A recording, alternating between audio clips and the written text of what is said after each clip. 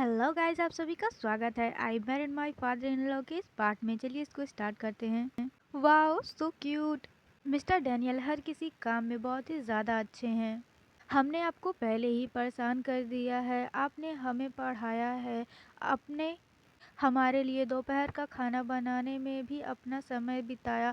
आपका बहुत बहुत धन्यवाद। ये इतना बढ़िया है कि मैं इसे खा नहीं सकती। इतनी ज़्यादा स्वादिष्ट टिफ़िन को भी देख के ज़ेन हो भी कहता है वाओ। और मिस्टर डैनियल सभी को टिफिन बांटते हुए कह रहे होते हैं, ये बहुत स्वादिष्ट है, खाना बनाना बहुत ही अच्छा है। आखिरकार ये भाग्य ही है कि हम मिले, इसलिए ये कम से कम मैं तो कर ही सकता हूँ। इसे मेरे कोर्स को समर्थन करने के लिए एक धन्यवाद के रूप में ले लीजिए। ये कहते हुए वो जेनहाउ को टिफिन थमा रहा होता है और जेनहाउ कहता, oh thank you mister Daniel. और मिस्टर जेन तो जल भुन के राख हो रहे होते हैं। जेन हाउस टिफिन को देख के कहता है वाओ।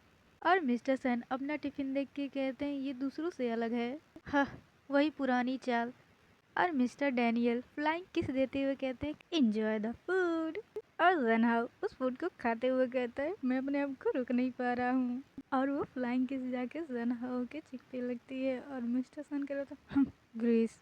और जेन हाउ खाना खाते हुए कहता है ना ये चिपचिपा है ना ही ये चिकना है, ये मेरे स्वाद के बिल्कुल अनुकूल है, प्रोटीन से भरा हुआ। तभी मिस्टर सेन से कहते हैं अपना मुंह में कुछ रखकर मत बात करो, तुम वाकई बहुत लापरवाह हो। तुम ऐसे चिकने खाने का भी आनंद ले सकते हो। वैसे भी कोई फर्क नहीं पड़ता कि आपको कौन कुछ खिला रहा है, आपको वह स्वादिष्ट ही लगेगा, है ना? मूर्ख लोग यही करते हैं। तभी जेनहाउ कहता है वे लेकिन हर कोई तो खाना नहीं बना सकता है। आप इसके एग्जाम्पल हैं कि आप खाना नहीं बना सकते। ठीक है, मैं आपकी मदद करूंगा। ये कहते हुए जेनहाउ वो खाना ले रहा होता है और मिस्टर सन पुरानी बातों को याद करने लगते हैं जब जेनहाउ ने कहा था कि वो डॉक्टर डैनियल के साथ खाना अकेले खाना चाहता है। आखिरकार वो विचारशील है और धैर्यवान है। वह कभी भी आपकी तरह बिना किसी कारण के मुझ पर गुस्सा नहीं होंगे। ये सब सोच के वो जेनहाउ की ओर देखते हुए कहता है क्या वो अभी भी उस दिन की हुई घटना को लेकर नाराज है? और जेनहाउ तो पूरा खाना खत्म करने में बिजी है और मिस्टर सन उसे चुपचाप देख रहे हैं। फिर सीन शिफ्ट होता है। रात के समय जेनहाउ को चॉप चॉप की आवाज़ सुनाई देती है। वो अपना मुंह ढक के सो जाता है और हम परछाई देखते हैं मिस्टर सन की। उनके मुंह पे कुछ लाल लाल छींटे लगे हुए होते हैं और वो क्रीपी वे में हंसते हुए कह रहे होते हैं ये सब क्या हो रहा है, मैं इसे बिल्कुल भी नहीं रोक सकता। मुझे लगता है कि मैं खाना बना सकता हूँ सारी सब्जियों का मटर करके। किसी ने कहा कि मैं खाना नहीं बना सकता। मैंने अभी तक इसे सीखना शुरू नहीं किया है। एक बार मैं इसमें शामिल हो जाऊं तो मैं इसमें तुरंत महारत हासिल कर सकता हूं। तभी मिस्टर सन का हाथ कट जाता है और उनके हाथों से खून निकलने लगता है तो वो अपने हाथ को लिक करते हैं, पर उन्हें उसका स्वाद बिल्कुल भी अच्छा नहीं लगता है तो कहते हैं बहुत खट्टा है, थू थू थू।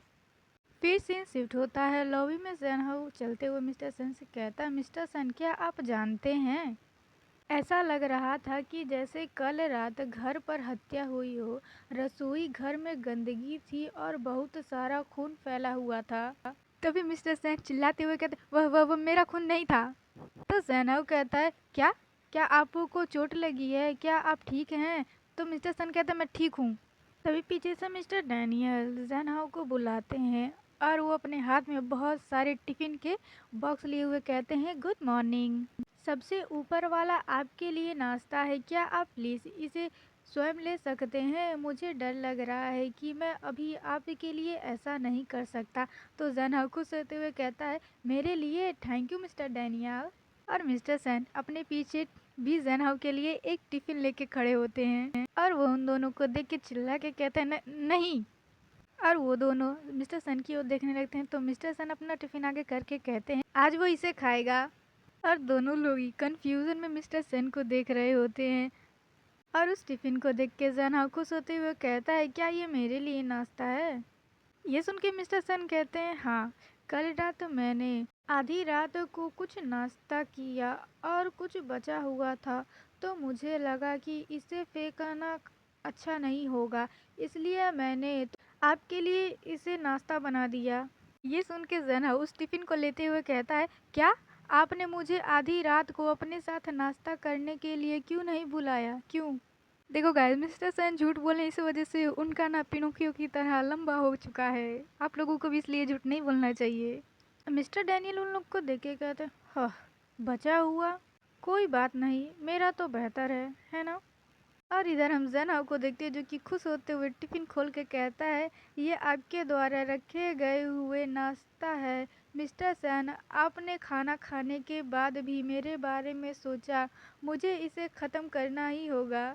और मिस्टर सन इसे सुन के मुस्कुरा रहे होते हैं और इधर हम मिस्टर डैनियल को देख रहे होते हैं जो कि उन लोगों को देख के कह रहे होते अपने मन में, क्या बकवास है, ऐसा लग रहा है कि मैंने पहले उसे कम आंका था।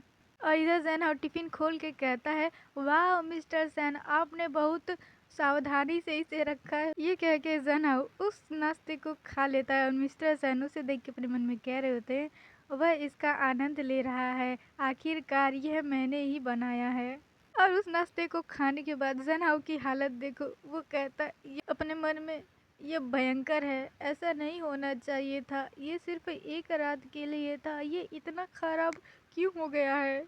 वो नाश्ता खा ही रहा होता है तभी उसके मुंह में टक देना आवाज आती है।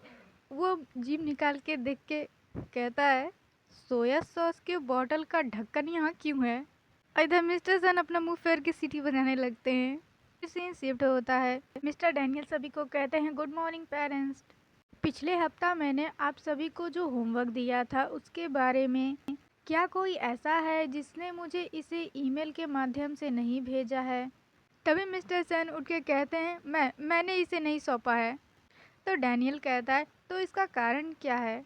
फिर मिस्टर सन कहते हैं, क्योंकि मैं इस विषय के बारे में भूल गया था। तभी आसपास की सभी औरतें मिस्टर सन के बारे में गपशप करने लगते हैं और जैनब मिस्टर सन से कहता है, मिस्टर सन, क्या मैंने यह आपके लिए नहीं किया था? आपने इसे मिस्टर डैनियल को क्यों नहीं भेजा? तभी मिस्टर डैनियल आके कहते हैं, ठीक है, केवल इस बार मैं आपको जाने दे रहा हूँ, लेकिन अगली बार आप अपना होमवर्क जमा करना याद रखें।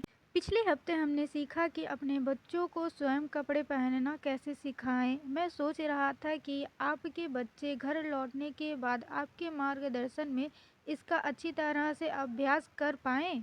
फिर मिस्टर सन कहते हैं, मुझे यकीन नहीं होता कि उसने मुझे इतनी आसानी से जाने दिया। फिर जना उनसे पूछता है, आपने ऐसा क्यों किया?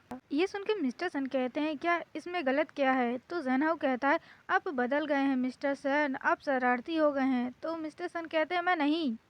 तभी मिस्टर डैनियल सीटी बजाते हुए कहते हैं, ठीक है, प्लीज़ आप सभी चुप हो जाइए। तो अब हम एक गेम खेलने जा रहे हैं। 5 मिनट के अंदर जो भी बच्चा पहले कपड़ा पहनेगा उसे एक टॉय दिया जाएगा। अब आप अपने बच्चों को योगा मैट पे बिठा दीजिए और फिर उनके कपड़े निकाल के सामने रख दें। बच्चों, क्या आप सभी तैयार हो? चलो शुरू करते हैं। और बेबी तो सभी अपने अपने कपड़े को सामने देख के उसे पहनने की कोशिश करने लगते हैं और मिस्टर सैन और जैनहाउ कुट-कुट को पहनने के लिए चेयर कर रहे होते हैं, पर कुट-कुट तो पहन ही नहीं पा रही होती है। और बाकी सभी क्यूट क्यूट बेबीज तो अपना कपड़ा पहले ही पहन चुके होते हैं और कुट-कुट का टाइम खत्म होने वाला होता है, पर वो कपड़े में उलझ के नीचे गिर जाती है। पर मिस्टर सैन अपने मन में सोच रहे होते हैं, क्या करें, कुट-कुट तो अब आखिरी है, अब वह दुखी हो जाएगा। फिर वो अपने दिमाग में इमेजिन करने लगते हैं कि कुट-कुट क्या कह रहा है, इससे कोई भी फर्क नहीं पड़ता, वैसे भी मैं एक मूर्ख हूँ जो खुद भी कपड़े नहीं पहन सकता। फिर मिस्टर सन चिल्ला के कहते हैं, नहीं। फिर वो इधर उधर ताकते हैं, फिर कुट-कुट के कपड़े को सीधे उसे पहना के जाके चुपचाप ऐसे कि मैंने कुछ किया भी नहीं है, जाके सीट पे बैठ जाते हैं। और जना उन्हें ऐसे लुक देता है कि मिस्टर सन, रियली, मैं आपको सब कुछ करते हुए देखा। तभी मिस्टर डैनियल कहते हैं, ठीक है, समय खत्म हो गया है, अब मैं सभी बच्चों के काम की जांच करने जा रहा हूँ। कुट-कुट को उठा के कहता है, सबसे पहले कुट-कुट नहीं बन सका। तभी मिस्टर सन चौंक के कहते हैं, क्यों, आप ऐसा कैसे कह सकते हैं? तभी डैनियल कहता है, यहाँ देखिए, यह पीछे से आगे की ओर है, लेबल वाला भाग सामने की ओर है। ये सुन के मिस्टर सन कहते हैं, खैर ये इसका स्टाइल है। तभी मिस्टर डैनियल आगे कहते हैं, इसके अलावा खेल का नियम यह है कि बच्चों को स्वयं ही अपने कपड़े पहनने चाहिए और माता पिता इसमें उनकी मदद नहीं कर सकते। अपने बच्चों को धोखा देकर बिगाड़ने से बचाना बहुत ही तर्कहीन बात है।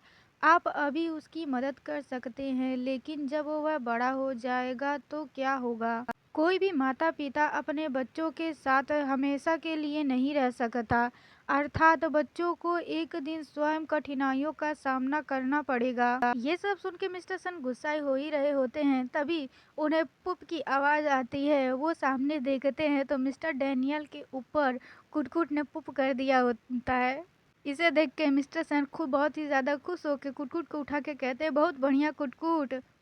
फिर वो अपनी खुशी को कंट्रोल करते हुए कहते मेरा मतलब है कि अगर तुमने दोबारा ऐसा किया तो मैं तुम्हें पीटूंगा। तभी जेनहो चिल्ला के कहता है, इनफ, और मिस्टर सन की ओर देख के कहता है, आज आपके साथ क्या गलत है मिस्टर सन? क्या आपको नहीं लगता है कि आप बहुत ही ज्यादा आगे निकल गए हैं? ये सुन के मिस्टर सन चौंक के कहते हैं, बहुत दूर।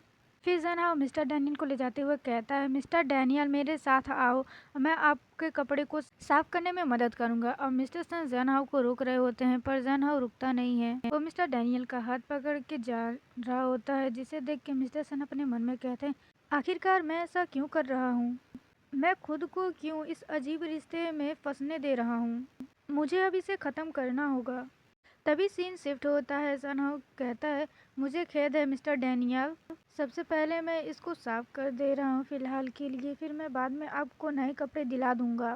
तभी मिस्टर डैनियल कहता है, ये ठीक है, पर जेनहाउ कहता है, आज मैं आपको शर्मिंदा महसूस कराने के लिए माफ़ी चाहता हूँ, लेकिन मिस्टर सन का निश्चित रूप से ऐसा करने का कोई इरादा नहीं था। तभी डैनियल जेनहाउ का हाथ पकड़ के कहता है, स्टॉप, इसे पोंछना बंद करो, इससे कोई फर्क नहीं पड़ता कि यह गंदा हो गया है, मैं इसे अभी उतार सकता हूँ। ये कह के मिस्टर डैनियल अपना कपड़ा उतार के जेनहाउ के करीब जाके कहता है, आप भी अपने कपड़े उतार दीजिए मिस्टर जैन। और जेनहाउ घबराते हुए कहता है, क्यों उतार दूँ? फिर डैनियल कहता है, क्या आप मुझे यहाँ केवल हमारे लिए अवसर पैदा करने के उद्देश्य से नहीं लाए हैं? और जेनहाउ कहता है, मैं तो ऐसा नहीं सोच रहा था, आपने मुझे इन दिनों रिजेक्ट नहीं किया और अब आप मुझे यहाँ ले आए हैं, क्या आप मेरे साथ ऐसा नहीं करना चाहते हैं? ये सब सुन के जेनहाउ ब्लश करने लगता है और घबराने लगता है। तो डैनियल फिर से कहते हैं, या फिर आप कहीं और जाना चाहते हैं? मैं इन सब में बहुत ही ज़्यादा अच्छा हूँ। ये सुन के जेनहाउ कहता है, मिस्टर डैनियल आप किस बारे में बात कर रहे हैं? मैं शादीशुदा हूँ, अब उठिए। फिर डैनियल कहता है, मैं समझता हूँ आपको इसके बारे में ज़्यादा चिंता करने की ज़रूरत नहीं है, हम केवल ये काम ही करेंगे और आगे कोई फीलिंग डेवलपमेंट नहीं करेंगे। मैरिड मैन को भी कभी कभी आराम की ज़रूरत होती है, जब तक आप मानसिक रूप से धोखा नहीं देते तब तक सब कुछ ठीक रहेगा। ये सब सुन के जेनहाउ कहता है, आई एम सॉरी, लेकिन मेरा मतलब आपके वैल्यूज़ को नकारना नहीं है। यह ठीक है कि आप ऐसा करने के लिए तैयार हैं, मैं आपको ठुकरा रहा हूँ सिर्फ इसलिए क्योंकि मैं ये सब नहीं चाहता। तभी डैनियल कहता है, तो आप अपने और मिस्टर सेन के बीच के रिश्ते को कैसे समझाएंगे? ये सुन के जेनहाउ कहता है, मिस्टर सेन, उनके साथ ही क्या मतलब है? तभी डैनियल कहता है, शायद मैं आप दोनों के बीच के रिश्ते का अनुमान लगा सकता हूँ। तभी जेनहाउ कहता है, चीजें?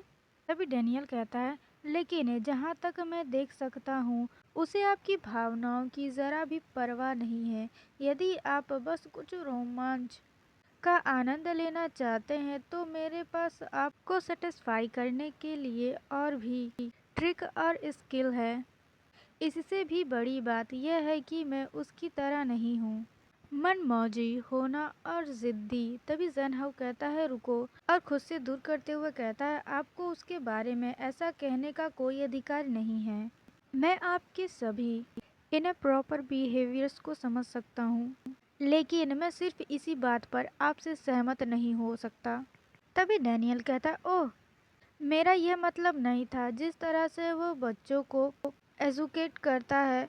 तभी जेनहाउ कहता है, मैं नहीं चाहता कि किसी भी तरह से उसे जज किया जाए। फिर वो अपना जैकेट निकाल के डैनियल को देख के वहाँ से जाते हुए कहता है, मैं इसे साफ करने के बाद आपके जैकेट को वापस कर दूंगा। मुझे नहीं पता कि मैंने ऐसा क्या किया कि आप मुझे इस तरह गलत समझ रहे हैं, लेकिन चिंता मत करो, मैं इसे ऐसे लूँगा जैसे कभी कुछ हुआ ही नहीं। और मिस्टर डैनियल तो भाई ज़ेनहाउ का जैकेट लेके अपने मन में कहते, उसने उसने मुझे अभी अभी रिजेक्ट किया। इससे पहले किसी ने भी मुझे रिजेक्ट नहीं किया, वह पहला व्यक्ति है। यह बहुत अच्छा है, जैकेट पर उसकी महक।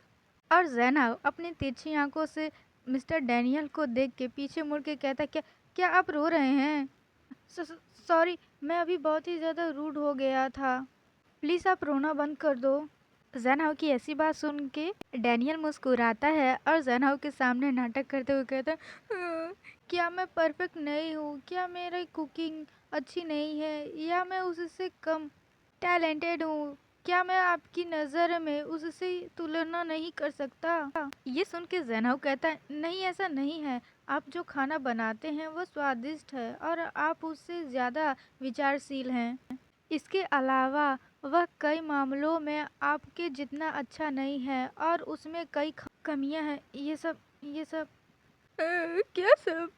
वह मेरे लिए इम्पोर्टेंट है मेरे मन में, क्योंकि वह वही है जिसकी कोई जगह नहीं ले सकता। ये सब सुन के डैनियल और भी ज़्यादा थोड़ा ओवर एक्टिंग करते हुए कहता है, ओके स्टॉप इट। आपका मतलब है कि मैं उतना आकर्षक नहीं हूँ और उतनी मेहनत भी नहीं कर सकता है ना, इसलिए मैं एक ओल्ड एंड डिक्लाइन मैन से हार गया। ओह, मुझे दर्द हो रहा है। तभी ज़ेनहाउ परेशान होते हुए कहता है, मिस्टर डैनियल, मेरा यह मतलब नहीं था, इसका बुरा मत मानो, मुझ पर विश्वास करो, आप बहुत ही ज़्यादा अच्छे हैं। ये सुन के डैनियल कहता है, अब आपका ऐसा कहने का क्या उद्देश्य है? क्या आप मुझसे मिलना चाहते हैं? ये सुन के जनो चिल्ला के कहता है, बिल्कुल नहीं। ओह, ये कैसा रहेगा? मुझे अपने दोस्त से आपका परिचय करवाने दो। वह एक कॉलेज प्रोफेसर है जो मुझसे बहुत ही ज़्यादा बेहतर है और तुम दोनों बेहतर मैच होंगे, परफेक्ट। ये सुनकर डैनियल कहता है, मुझे उसका फोटो दिखाओ। और ज़ेनहाउ अपने फ़ोन में उसका फोटो दिखाते हुए कहता है, उसका नाम गाओजिन है। डैनियल फोटो देख के कहता है, भूल जाओ, यह आदमी पाखंडी और अप्रिय लग रहा है, मैं इतना भी हॉर्नी नहीं हूँ। फिर ज़ेनहाउ कहता है, मैं आपके निष्पक्ष निर्णय से उसे अवगत करवाऊंगा। फिर सीन शिफ्ट होता है। ज़ेनहाउ क्लास में आता है तो देखता है मिस्टर सेन वहाँ पे नहीं होते हैं। वो उन्हें ढूंढते हुए कहता है, मिस्टर सेन कहाँ हैं? वे क्लास में क्यों नहीं हैं? वह कहाँ गए हैं? वो कॉरिडोर से जाते हुए नीचे की ओर देखता है तो मिस्टर सेन बाहर खड़े हुए होते हैं बेबी के साथ। तो वो खिड़की से अपना हाथ बाहर निकाल के कहता है चिल्ला के, मिस्टर सेन, मिस्टर सेन, मेरा इंतज़ार करो, मैं अभी नीचे आ रहा हूँ। मिस्टर सेन उससे नाराज़ होते हैं तो उसे सुन के भी अनसुना कर देते हैं और ज़ेनहाउ उन्हें देख के कहता है, मिस्टर सेन। फिर वो नीचे उतर के मिस्टर सेन के पीछे चिल्ला के आते हुए कहता है, मिस्टर सेन, आप मुझे लिए बिना क्यों चले आए? तो मिस्टर सेन कहते हैं, मैं वहाँ कोर्स नहीं करना चाहता और मैं कल नहीं जाऊँगा। फिर ज़ेनहाउ कहता है, क्यों? क्या ये मिस्टर डैनियल की वजह से है? तो मिस्टर सेन कहते हैं, नहीं, मैं ये नहीं चाहता। और मिस्टर डैनियल बस बकवास बातें करके हमें ठगते हैं। हाँ, आप इसे वैसे भी नहीं समझ सकते। तो ज़ेनब कहता, ओह, क्या ऐसा है? मुझे ऐसा लगता है कि आप यह स्वीकार करने से इनकार कर रहे हैं कि आप के टीचर के तरीके में कुछ गड़बड़ है। ये सुन के मिस्टर सन कहते हैं, क्या? हाँ, मैं इसे स्वीकार करने से इनकार करता हूँ। अगर आप ऐसा सोचते हैं तो मैं आपकी मदद नहीं कर सकता, केवल इसलिए कि डैनियल सही है ना?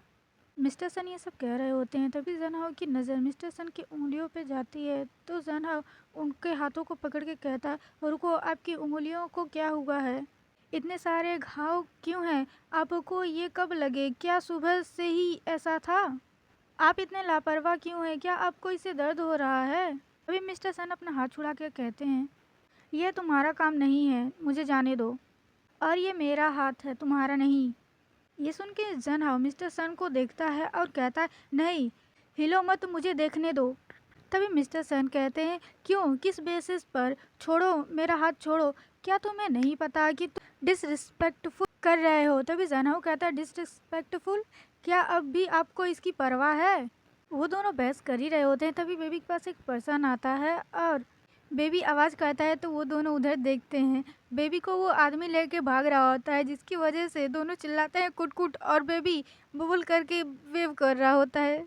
मिस्टर सेन और जेन हाउ उस आदमी के पीछे भागते हुए कह रहे होते हैं, मदद करो, उस अपहरणकर्ता को, किडनैपर को पकड़ो, कोई भागो उसे पकड़ो। और वो आदमी भागते हुए कह रहा होता है, सामने से हट जाओ। तभी रास्ते से गुजर रहा एक आदमी अपनी टांग अड़ा देता है, जिसकी वजह से वो नीचे गिर जाता है और बेबी ऊपर पूरी उछल जाता है, और वो किडनैपर नीचे ज़मीन पे लेटा हुआ होता है। बेबी उड़ के जाता है सीधे कचड़े वाले डब्बे में, डब्बा बोल रही हूँ, ट्रक में। और मिस्टर सन और जेन हाउस शॉक्ड होते हैं, और बेबी को तो देखो, बेबी कचरे के डब्बे में जूता लेके खेल रहा है। और उधर जेन हाउ मिस्टर सन को उठाते हुए कहता है, मिस्टर सन उठिए, मिस्टर सन आपको क्या हुआ। और मिस्टर सन उस ट्रक की ओर इशारा करते हुए कह रहे होते, जल्दी करो, पीछा करो। और मिस्टर सन के शरीर से उनकी आत्मा निकल गई होती है। जेन हाउ मिस्टर सन को उठा के कहता है, मिस्टर सन उठिए, चलिए हम उस ट्रक को रोकते हैं। कुट कुट डरो मत, मैं तुम्हें बचाने आ रहा हूँ, मैं आ रहा हूँ कुट कुट। ये कह के वो मिस्टर सन को लेकर अपने पीठ पे भाग रहा होता है, वो भी पूरी स्पीड में। तभी उसके बगल में एक कार आती है, जिसमें गाउजिन बैठा हुआ होता है। वो कहता है, कैसा संयोग है जना और मिस्टर सर, क्या आप लोग व्यायाम कर रहे हैं, वैसे फू कहाँ है। फिर जना कहता, प्रोफेसर गाऊ, आप बिल्कुल सही समय पर आए हैं, क्या आप हमें ले जा सकते हैं। फिर गाउजिन कहता है, मैं कर सकता हूँ, लेकिन ये एक नई कार है जो मैंने अभी खरीदी है। तभी मिस्टर सन को सुनाई देता है कार, और वो होश में आते हैं। गाउजिन का कॉलर पकड़ के उसे निकाल के बाहर फेंकते हुए कहते हैं, कार से बाहर निकलो।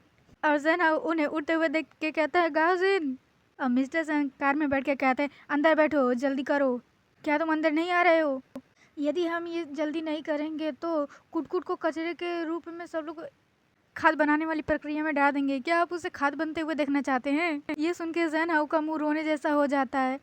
फिर हम देखते हैं सिग्नल पे रेड बत्ती जल रही होती है, पर मिस्टर सैन सभी कार से रेस लगाते हुए आगे बढ़ रहे होते हैं, जिससे जैन हाउ डर के कहता है, मिस्टर सैन आगे लाल बत्ती जल रही है, हम रेसिंग नहीं कर रहे हैं, इसे बंद करो, रोको, ये बहुत ही ज़्यादा खतरनाक है, हम दूसरे की कार को टक्कर नहीं मार सकते हैं। तभी मिस्टर सन कहते हैं, मेरे पास उनके लिए समय नहीं है, हमें सबसे पहले कुटकुट को बचाना है। फिर जैनब कहता है, तो फिर क्या मैं उतर सकता हूँ, मैं दौड़ के आ जाऊँगा। तो मिस्टर सन कहते हैं, चुप रहो, मैं और ज़्यादा स्पीड तेज करने वाला हूँ, अपनी सीट की पेटी बांध लो। ये कह के मिस्टर सन बहुत ही ज़्यादा स्पीड में बढ़ाने लगते हैं, जिसकी वजह से बगल का जो शीशा होता है वो उड़ जाता है। तो जैन हो कहता है, अरे बाप रे, बगल का शीशा उड़ गया। फिर मिस्टर सन कहते हैं, इसे रहने भी दो। वैसे फिर जैन हाउ कहता है, ये गाउजिन की नई कार है। और ठीक इसी पल हम देखते हैं गाउजिन को। गाउजिन अपनी कार को ढूंढते हुए कह रहा था, हाँ मेरी कार कहाँ गई, मेरी नई कार, क्या मुझे तुम्हारे लिए पुलिस को बुलाना चाहिए। फिर सीन शिफ्ट होता है, हम कूड़े कचड़े के अंदर देखते हैं कुटकुट वहाँ से बाहर निकल के इधर उधर अपना सर घुमा के अपने मम्मी पापा को ढूंढ रहा होता है और घबरा रहा होता है। तभी जैनहा वहाँ आके, कुटकुट तुम कहाँ हो, कुटकुट तुम कहाँ हो, ये चिल्ला रहा होता है, और मिस्टर सन भी कूड़े में ढूंढ रहे होते हैं। फिर जैनहा मिस्टर सन की ओर देखता है तो कहता है, मिस्टर सन आपका हाथ। तो मिस्टर सन कहते हैं, मेरी ओर ध्यान मत दो, हमें पहले कुटकुट को ढूंढना होगा। फिर जैनहा उनसे कहता है, लेकिन आप उसे इस तरीके से कैसे पा सकेंगे। तो मिस्टर सन कहते हैं, हम उसे ढूंढ लेंगे, कुटकुट यहाँ ही होगा, मैं उसे ढूंढ लूँगा। तो जैनहा कहता है, मैं समझ गया, कुटकुट यहाँ है तो हम ज़रूर ही उसे ढूंढ लेंगे। ये कह के वो भी कूड़े में से ढूंढने लगता है और कहता है, मिस्टर सन रुको मत, कुटकुट हमारा इंतज़ार कर रहा है। फिर मिस्टर सन जैनहाउ को देख के उसका नाम लेते हैं, जैनहाउ। फिर वो कूड़े में ढूंढते हुए कह रहे थे, क्या तुम्हें कुटकुट मिला। फिर जैनहाउ कहता है, नहीं, क्या आपको वह मिला।